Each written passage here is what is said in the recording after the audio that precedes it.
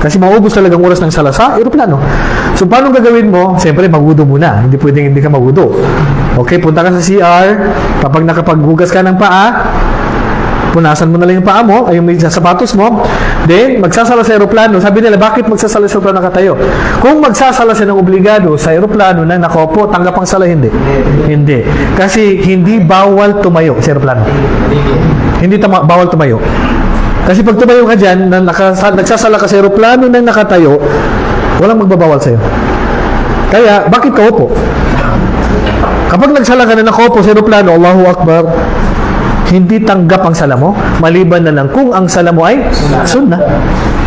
Naintindihan? So, magsasala ka sa aeroplano, katulad ganyan, walang kibla. Ang ilan sa mga ulama, sabi nila, pag nandun yung kibla, haharap ka muna. Which is, kung hindi mo na kayang harapin yung kibla, magsala ka na kahit saan nakaharap. Kasi nga, hindi mo na maharap ang kibla. Kasi dumating na ang oras ng sala. So, magtakbir ka ng Allahu Akbar, which is, ito yung qiyam. Ito yung qiyam. So, pag nagsala ka ng aeroplano, paano magruko? Siyempre, gaganon, bababa mo na yung ulo mo ganyan. Then, sami Allahu liman hamida, dapat gawin. Pero ang iba, nahihiya. Ba't mo kakaya? Religion mo yan. Ikaw ang nasa katotohanan. Ikaw ang nasa daan patungo sa paraiso. Tapos nahihiya ka sa daan patungo sa impyerno.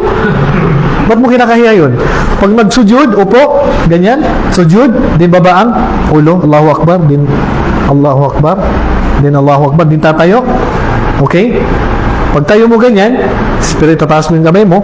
Okay, pag tayo mo ganyan, then, balik yung kamay.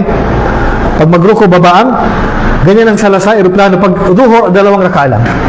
Then, tahiyya, Assalamualaikum warahmatullah, Assalamualaikum warahmatullah. So, tapos na yung. Ang tanong, mag-ikama pa ba ako ang sunnah? Mag-ikama.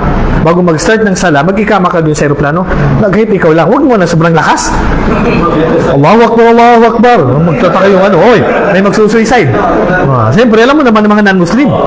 Pag narinig nila yung Allahu Akbar, baka sabi nila, bomba na to.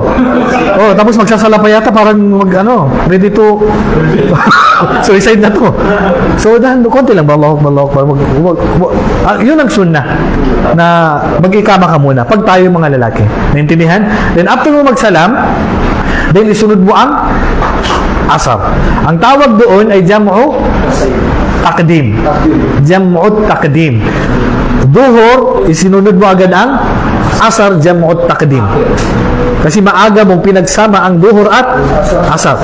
Kasi po, ang traveler, mashallah, ang traveler, napakadaming mga pribilehiyo. Imagine pwede sa'yo ang kasran. Kita mo yun?